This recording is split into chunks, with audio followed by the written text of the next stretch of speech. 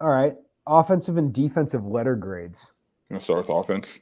C, It's so weird. They had 500 yards, but he only had 23 points. C plus, C.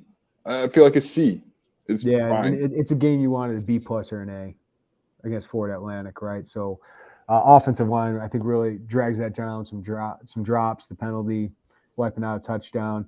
I don't think we change it if Caden Payton goes in for a touchdown and they get 30. So, like, I consider them getting 30. So, yeah, I would say like C, C plus.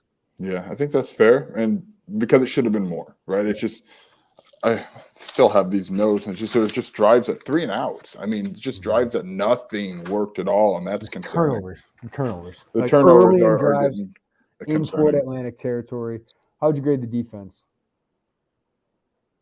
B, Yeah, because they were again put in terrible situations. How they many times? were, and that FAU drive at the end was like that 97-yard drive was. I mean, you just don't want to see that right at home against a team that you just look better than in most aspects. But they also bailed them out. It's not like they were put in bad situations and bailed them out. FAU helped with that. Some penalties, some disastrous experiences in the red zone didn't help them. But yeah, I think B is fine because, sorry, Jeremy, I know you had a grade here.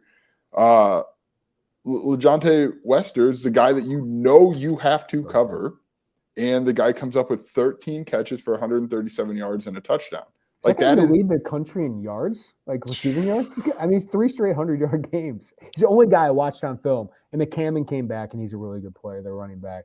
He didn't get going until late in the game, but Wester was the one guy. And they went man-to-man a lot, especially when those freshmen came in, just to make it easier on them. But Wester got open, man. And Xavier Scott, Tyler Strange struggled a little bit at times, but they battled. Just that kid's good. Kid's really, really good. FAU's first two scoring drives are 24 yards after the strip sack, and they got a field goal out of it. That's a win for the defense. 38 yards after a long punt return and Hugh Robertson's late hit.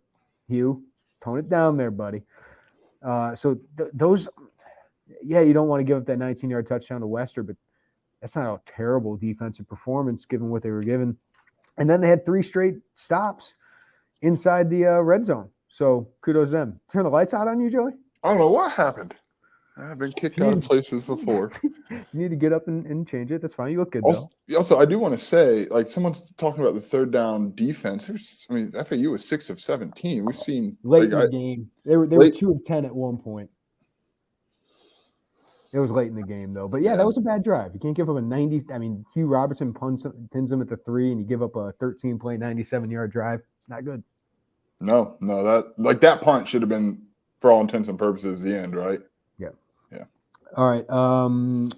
So did we give them a B, the defense? I think that's pretty fair. They stopped the run for the most part, and not a lot of big plays for Florida Atlantic until probably the end of the game. And, boy, you saw Jeremiah Warren, Alex Bray playing on the defensive line. I think that defensive line was worn out, but the defensive line didn't get a lot of sacks.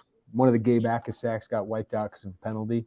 But I thought the defensive front shut down the run, and FAU was getting the ball out quick just to negate Illinois' pass rush. Yeah, and I wonder what that's going to mean moving forward, because I think that's the answer. We've seen that be what teams try to do against Illinois, so I'm curious what's the way to counter that, because I don't think that's the last time they're going to see that.